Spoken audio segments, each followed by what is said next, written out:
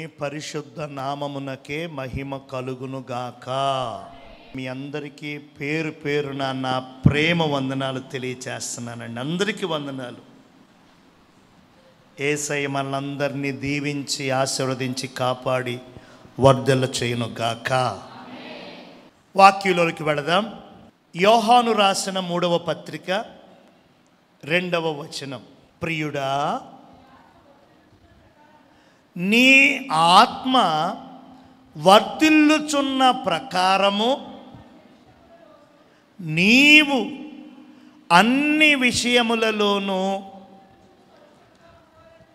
వర్ధిల్లుచు సౌఖ్యముగా ఉండవలనని. చాలమ్మ. ఈరోజు మనం నేర్చుకునే సందేశము ఇదే. ఈరోజు మనం నేర్చుకోబోతున్న వర్తమానం ఇదే. యోహాను అనేటువంటి భక్తుడు గాయు అనే తన స్నేహితుడు, తన పరిచారకుడు, తన శిష్యుడైనటువంటి అతనికి ఈ ఉత్తరం రాస్తా, ప్రియుడా, నీ ఆత్మ వర్ధిల్లుచున్న ప్రకారము నీవు అన్ని విషయములలోనూ వర్ధిల్లాలి. హల్లెలూయా. మన టాపిక్ వర్ధిల్లాలి. చెప్పండి, మన అంశం ఏంటి? వర్ధిల్లాలి. వర్ధిల్లుట, విస్తరించుట, అభివృద్ధి పొందుట, అంతకంతకు పైకి ఎదుగుట చాలా ఇష్టం మనకి. ఎదగటం, వర్ధిల్లటం, అభివృద్ధి చెందటం, ఫలించటం చాలా ఇష్టం మనకి. అయితే ఇష్టం కదా ఆ మాట, కావాలి కదా అది అని మనం వర్ధిల్లుతున్నామా, విస్తరిస్తున్నామా, బహుగా ఫలిస్తున్నామా, అంతకంతకు అభివృద్ధి చెందుతున్నామా అంటే చాలామంది చెప్పే జవాబు ఏంటంటే, మా కుటుంబాలు ఏమీ వర్ధిల్లట్లేదండి, మా పనిపాట్లలో ఏ ఆశీర్వాదం దొరకట్లేదండి, మా కుటుంబంలో ఎటువంటి ఎదుగుదల కనపడటం లేదండి, మా చేతి పనులు, ఉద్యోగాలు, వ్యవసాయాలు, చెరువులు ఏదో అంతంత మాత్రంగానే ఉన్నాయి కానండి పెద్దంత అనే జవాబే ఎక్కువగా వినపడుతుంది. దేవునికి స్తోత్రం. దేవుడు అంటున్నాడు, నీవు ఆత్మలోనూ వర్ధిల్లాలి, భౌతికంగాను శారీరకంగా కూడా నీవు వర్ధిల్లాలి. రక్షణ పొందేసి ప్రార్థనలో ఎదిగి, వాక్యములో ఎదిగి, ఆరాధనలో ఎదిగి, విశ్వాసములో ఎదిగి, ఆత్మవరాల్లో ఎదిగి, ఆత్మఫలాల్లో ఎదిగి, భౌతికంగా అప్పులు, భౌతికంగా రోగాలు, సరి అయిన ఇల్లు లేకుండా, పిల్లలు సరిగా ఉండకుండా, భర్త మారకుండా, ఎన్నో అగచాట్లు పడతా భౌతికంగా ఉన్నామనుకోండి, నీవు ఇక్కడ ఎంత ఎదిగినా, ఎంత బలంగా ఉన్నా, పైకి కనపడే ఈ పరిస్థితులు చూసి జనులు ఏమనుకుంటారంటే, ఏం మారింది తనకి, దేవుడా దేవుడా అని వెళ్ళిపోతాడు, ఏం ఒరిగింది తనకి, అప్పులు తగ్గాయా, అస్తమాను రోగాలే, అస్తమాను హాస్పిటలే, భర్త మారాడు, అస్తమాను దెబ్బలాట్లే, పిల్లలు మాట అంటున్నారా, పెద్దోడు అలాగా, చిన్నోడు ఎలాగా, పాపిలాగా అని మనలను చూస్తున్నటువంటి వారందరూ కూడా చాలా చులకనగా మాట్లాడతారు. దేవునికి స్తోత్రం. అందుకనే భక్తుడు చెబుతున్నాడు, నీవు ఆత్మలో వర్ధిల్లుచున్నట్లుగానే అన్ని విషయాలలో నువ్వు వర్ధిల్లాలి. దేవునికి స్తోత్రం. జాగ్రత్తగా వినాలి. నీవు దేవునిలో ఎదుగుతున్నట్టే ఆత్మలో నీవు బలపడుతున్నట్లు వర్ధిల్లుతున్నట్లుగానే అన్ని విషయాలలో కూడా నువ్వు వర్ధిల్లాలి. వర్ధిల్లుతావు. వర్ధిల్ల చేయగలడు దేవుడు. దీంట్లో చేసి దాంట్లో ఆపేయుడు, దాంట్లో చేసి దీంట్లో ఆపేయుడు. తప్పక నిన్ను అన్ని విషయములలో వర్ధిల్ల చేస్తాడు. వర్ధిల్ల చేసేది దేవుడే. దేవునికి స్తోత్రం. ఆది సంఘములో ఈ అపోస్తుల మధ్య చిన్న గొడవటు ప్రారంభమైంది. ఆ గొడవకి ప్రారంభం ఎవరంటే విశ్వాసులు. సేవకుల మధ్య గొడవకి కారణం ఎవరంటే విశ్వాసులు. ఏమనేవారంటే, మాకు పౌలు గొప్ప, మాకు అపోల్లో గొప్ప, మాకు శీల గొప్ప, మాకు సీమోను గొప్ప, మాకు పేతురు గారు గొప్ప. ఆయన ప్రార్థన చేస్తే నాకు ఇలా జరిగింది, ఈయన ప్రార్థన చేస్తే నాకు అది వచ్చింది, ఆయన వాక్యం చెప్తే మా అబ్బాయి మారాడు, ఈవిడ ప్రార్థన చేసి చెబితే నా భార్యకి అలా జరిగింది. అలా నాకు పౌలు గొప్ప అని ఒకరు, నాకు శీల గొప్ప అని ఒకరు, నాకు అపోల్లో గొప్ప అని ఒకరు, సీమోను గొప్ప అని ఒకరు, యోహాను గొప్ప అని ఒకరు. ఇలా ఎవరికి వారు వర్గాలు, ఏమండి, గ్రూపులు అయిపోయారట. క్రీస్తు రక్తములో కడగబడి క్రీస్తు నామాన్ని ధరించుకొని ఏకముగా ఐక్యతతో నడుచుకోవలసినటువంటి వారు ఇలా గ్రూపులుగా భేదాలు పెట్టుకొని మనసులు కలవకుండా, హృదయాలు కలవకుండా వారు మాట్లాడుతున్న తీరు పౌలు గారికి తెలిసి చాలా బాధగా దేవుని ఆత్మచేత ప్రేరేపించబడి గద్దించి వారికి ఉత్తరం రాశాడు. పౌలు ఎవడు, అపోల్లో ఎవడు, సీమోన్ ఎవడు, శీల ఎవడు? మేమెవ్వరమైనా సరే మీ కొరకు రక్తం చిందించలేదు. మేమెవ్వరం కూడా మీకోసం ఏమీ వదులుకోలేదు.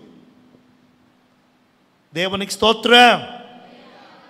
మిమ్మల్ని ప్రేమించి మీకోసం సర్వాన్ని వదులుకొని మీ కొరకు రక్తం కార్చి ప్రాణం పెట్టి మీకోసం సర్వం చేసింది, సమస్తం చేసింది యేసయ్య. దేవునికి స్తోత్రం.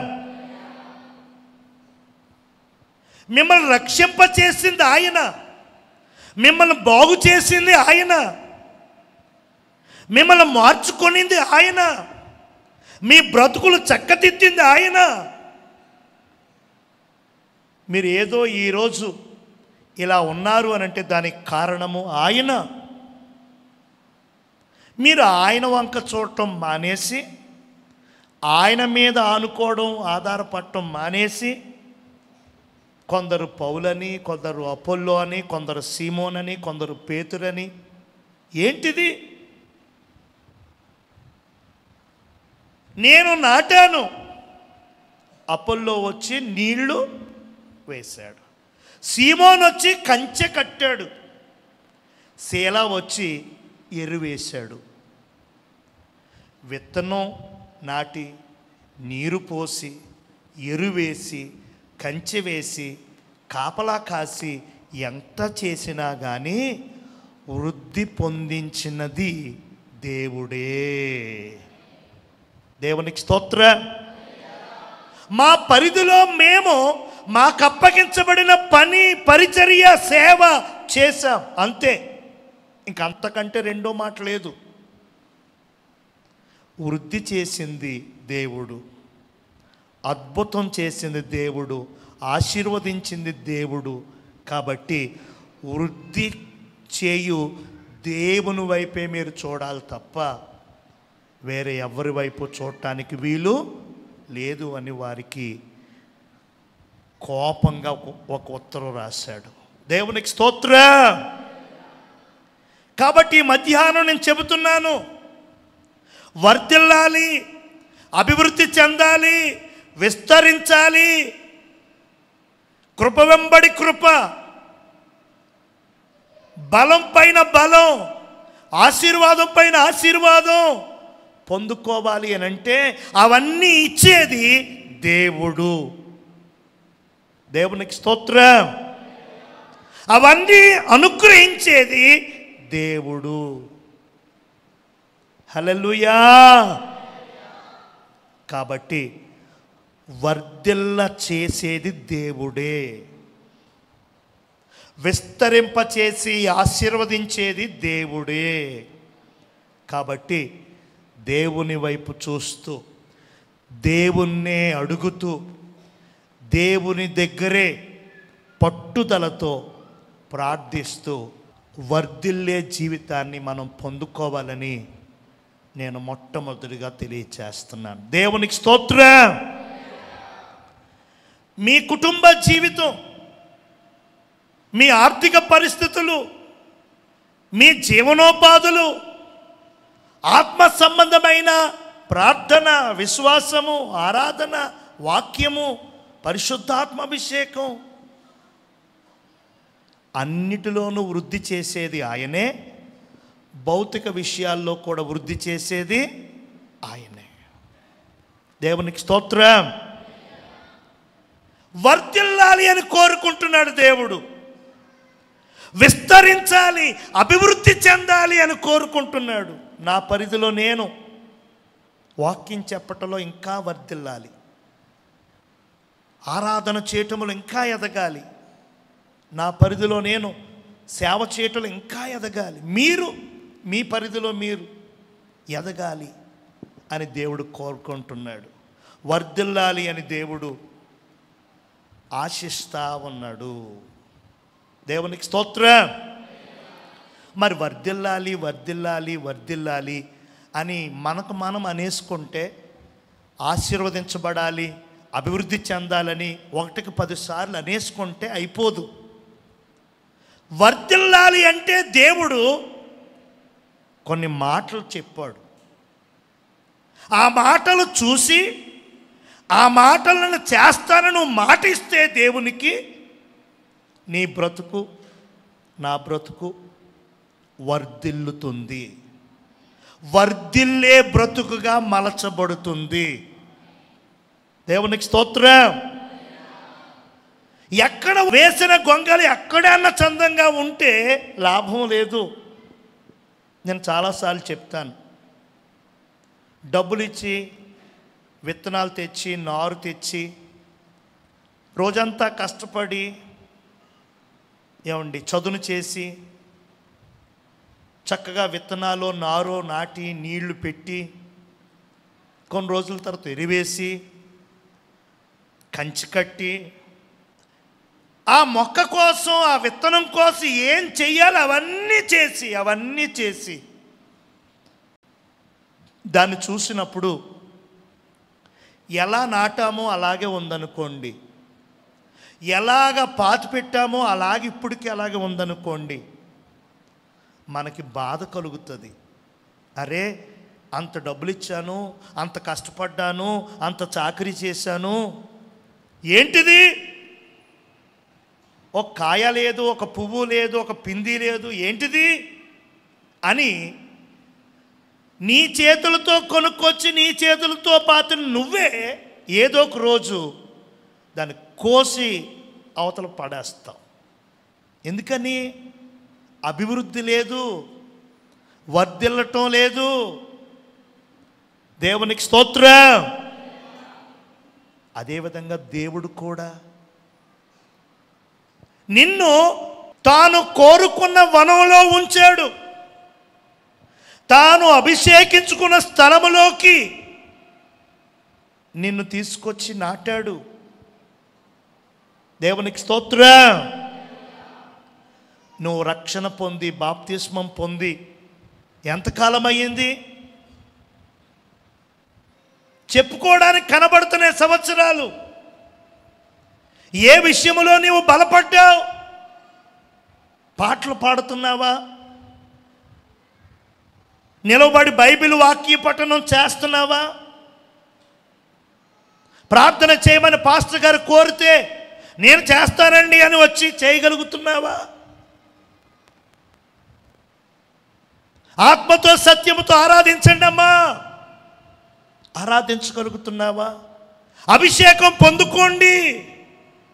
పరిశుద్ధాత్మ అభిషేకాన్ని పొందుకొని ఆ అభిషేకంలో రెట్టింపు అవుతున్నావా? దేవునికి స్తోత్రం. దేవుడు చూస్తున్నాడు. ఎదుగుతున్నావా? అలాగే ఉన్నావా?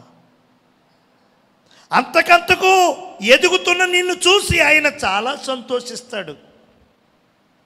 అంతకంతకు బలపడుతున్న నిన్ను బట్టి ఆయనకు చాలా మహిమ కలుగుతుంది. అలా కాక ఎక్కడేసిన గొంగలు ఎక్కడైనా చందంగా ఉన్నావనుకో, చూస్తాడు చూస్తాడు చూస్తాడు చూస్తాడు చూస్తాడు.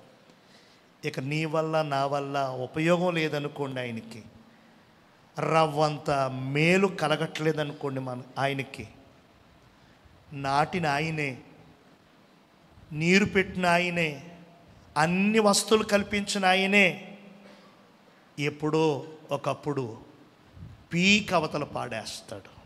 దేవునికి స్తోత్రం. ఆ పరిస్థితి మనకి రాకుండునుగాక. ఆమేనని చెప్తే సరిపోదు. నా జీవితము, నా బ్రతుకు వర్ధిల్లాలి అని కోరుకుందాం. యోహానయ్య గారు చెప్తున్నారు కదా, ప్రియుడా నీ ఆత్మ వర్ధిల్లుచున్నట్లుగా నీవు అన్ని విషయములలో వర్ధిల్లాలి. కొంతమంది అండి విచిత్రంగా అన్ని విషయాలలో వర్ధిల్లుతారు కానీ ఆత్మలో, ఆత్మీయంగా దేవునిలో ఎదగట్లేదు. ఇది విచారం. కంటికి కనబడుతున్న ఈ విషయాలన్నీ కూడా అశాశ్వతం. ఈ భూమి అశాశ్వతం, ఆకాశం అశాశ్వతం, పంచభూతాలు అశాశ్వతం, మనం తినే తిండి, కట్టుకునే బట్ట, నిర్మించుకునే ఇల్లు, ఇవన్నీ అశాశ్వతం అండి. శాశ్వతం కాదవి. ఎప్పుడు ఉంటాయో ఎప్పుడు ఎగిరిపోతాయో తెలియదు. లేదా ఉంటాయి కానీ మనమే ఎగిరిపోతామేమో తెలియదు. మన అంతం ఎప్పుడో మనకు తెలుసా? మన మరణం ఎప్పుడో మనము ఎరగదుమా? ఎరగం కదా. మనం ఎప్పుడు, ఎక్కడ, ఏ విధంగా ఈ లోకాన్ని విడిచిపెడతామో మనకు తెలియదు. కానీ మరణం మాత్రం తథ్యం. మరణం మాత్రం ఉంది మనకి.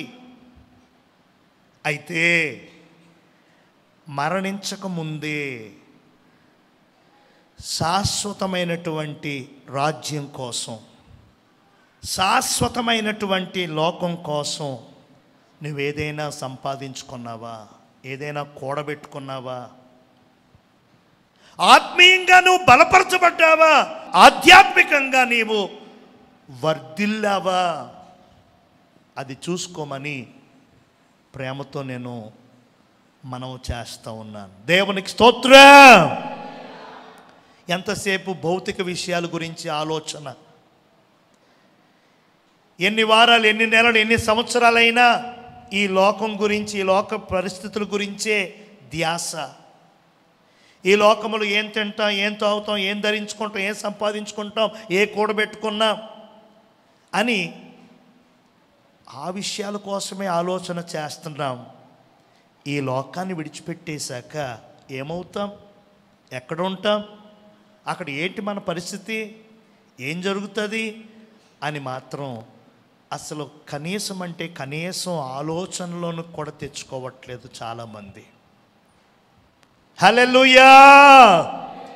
కాబట్టి ఈరోజు నేను చెప్తున్నాను, మనము ఆత్మలో వర్ధిల్లాలి, అట్లానే అన్ని విషయాల్లో వర్ధిల్లాలి. నీ కుటుంబం విషయంలో నువ్వు వర్ధిల్లాలి, నీ సంతానం విషయంలో నువ్వు వర్ధిల్లాలి, నీ పశుమంద విషయంలో, నీ జీవనోపాధి కష్టార్జితం విషయంలో, నీ ఆరోగ్య విషయంలో, అన్ని విషయాల్లో చెప్తున్నాడు కదా భక్తుడు, నీ ఆత్మ వర్ధిల్లుచున్నట్లుగా అన్ని విషయములలో నీవు వర్ధిల్లాలి. మన టాపిక్ ఏంటంటే వర్ధిల్లాలి. ఎప్పుడు వర్ధిల్లుతాం మనం? ఎలాగ వర్ధిల్లుతాం? సింపుల్గా చెప్పేస్తాను ఈరోజు. సామెతల గ్రంథము 28వ అధ్యాయం 13వ వచనం చెబుతుంది. సామెతల గ్రంథకర్త 28వ అధ్యాయంలో 13వ వచనంలో ఈ అద్భుతమైన మాట రాసి పెట్టారు. ఎవరు వర్ధిల్లుతారంటేనట, వర్ధిల్లాలని అందరికీ ఉంటుంది, అభివృద్ధి చెందాలని అందరూ కలలు కంటారు, ఆశీర్వదించబడాలి, దీవించబడాలని అందరూ కోరుకుంటారు. అయితే ఎవరు వర్ధిల్లుతారు? కోరుకున్న వాళ్ళందరూ వర్ధిల్లరు, ఆశపడిన వాళ్ళందరూ కూడా వర్ధిల్లరు. మరి ఎవరు వర్ధిల్లుతారు, ఎవరు దీవించబడతారు, ఎవరు ఆశీర్వదించబడతారు అని అంటే, అతిక్రమములను దాచిపెట్టువాడు వర్ధిల్లడు. దేవునికి స్తోత్రం. పాపం చేసి ఆజ్ఞను అతిక్రమించి దేవుడు వద్దన్నది చేసి దేవుడు చేయమన్నది మాని దాన్ని దాచేసుకుంటున్నారండి ఆదాము అవ్వలు. దేవునికి స్తోత్రం. చెట్ల చాట్లకి పుట్ల చాట్లకి వెళ్ళిపోయి ఆకులు కట్టుకుని దేవుని ఎదుటికి రాకుండా అక్కడక్కడ నక్కి నక్కి చూస్తున్నారండి. దేవునికి స్తోత్రం. వాళ్ళకి తెలుసు ప్రతిరోజు చల్లపుట్ట దేవుడు వస్తాడు, దేవునితో మాట్లాడాలి, దేవునితో సంభాషించాలి, దేవునితో ఆనందించాలి. వీరితో ఆనందించాక సంభాషించాక ఆడి పాడి దేవుడు అప్పుడు వెళ్ళిపోతారని వాళ్ళకి తెలుసు. అది నిత్యం జరిగేది, అది ఒక సైకిల్, అది నిత్యం జరిగేది. అది దేవుడు వచ్చే సమయానికి వీళ్ళు అక్కడెక్కడో దూరంగా వెళ్ళిపోయి నక్కారు. ఆదామా హవ్వా అని పిలుస్తున్నారు దేవుడు. వాళ్ళు మాత్రం ఏమీ తెలవనట్టు, ఏమీ వినపడినట్టు, ఏమీ కనబడనట్టు. దేవునికి స్తోత్రం. దేవుడు తినవద్దన్నటువంటి ఆజ్ఞాపించిన ఆ వృక్ష ఫలాన్ని తినేసింది హవ్వ. తిని కొన్ని ఫలాలు తీసుకొచ్చి భర్తకిచ్చింది. మొదట్లో వద్దన్నాడేమో, నేను బాగానే ఉన్నానుగా, తింటే చచ్చిపోతావని చెప్పాడు దేవుడు. తిని బాగానే ఉన్నానుగా, నేను తినగా నీకేంటి? దేవునికి స్తోత్రం. ఒక ఆయన ఫన్నీగా అన్నాడు, ఒక పాస్టర్ గారు, నేను చచ్చిపోతే ఇంకొక ఆవిడని చేసుకుందామనా అన్నదంట హవ్వ. ఎవరిని? ఆదాము గారిని. నేను తినేసాను కాబట్టి చస్తే నువ్వు తినేసి నాతో పాటు చచ్చిపోవాలా అని గొడవ పెట్టేసి తినే వరకు ఊరుకోలేదట, తినేశాడు. సరే తినేశారు, మహిమ వదిలేసింది, సిగ్గొచ్చింది, భయం వచ్చింది, కలవరం వచ్చింది, ఆందోళన వచ్చింది. ఎప్పుడొస్తాడు తండ్రి, ఎప్పుడొస్తాడు ఆయన? రాగానే కాళ్ళ మీద పడిపోదాం, రాగానే ఇంకేదో చేద్దాం అనుకోవట్లేదండి వీళ్ళు. వచ్చే సమయం అయిందని తెలిసి వెళ్ళి చాటును దాక్కున్నారండి. దేవునికి స్తోత్రం. ఈ మధ్యాహ్నం ముందు నేను మీకు తెలియచేస్తున్న మొదటి విషయం ఏంటంటే, వర్ధిల్లాలి అని అంటే దేవుని దగ్గర ఏది దాచకూడదు. చెప్పండి, దేవుని దగ్గర దాచకూడదు. దేవునికి అంతా తెలుసు. దేవుడు అన్నిటినీ ఎరిగినవాడు. దేవునికి స్తోత్రం. మన పిచ్చి కాకపోతే దేవుడికి తెలియని, దేవుడికి కనబడని, దేవునికి వినపడనిది లేనే లేదు. హల్లెలూయా. ఎవరైనా చూస్తున్నారా, గమనిస్తారా అని అటు ఇటు ఇటు అటు చూస్తాం, కానీ పైకి చూడం. పైనుంచి ఆయన చూస్తున్నాడు. తమ్ముడు, చెల్లి, తల్లి, అయ్యా, కుడి పక్క, ఎడం పక్క, ముందు పక్క, వెనక పక్క చూస్తున్నావు, కానీ నీ దేవుడు ఆకాశములో నుండి పరిశీలన చేస్తున్నాడు అన్న విషయాన్ని నువ్వు లైట్గా తీసుకుంటున్నావు. రహస్యమైనది ఏదీ లేదు ఆయనకి. ప్రతీది ఆయనకు తెలుసు. ప్రతీది ఆయన క్షుణ్ణంగా ఎరిగినవాడు. కాబట్టి ఒక మాటలో చెప్తున్నాను, దేవుని దగ్గర మనం నాటకాలు వేయకూడదు. దేవుని ముందర, దేవుని ఎదుట మన తలంపులు, మన జ్ఞానము, మన తెలివితేటలతో ఏదో ఏమో అని మనం ప్రదర్శించటానికి వీలు లేదు. దేవునికి స్తోత్రం.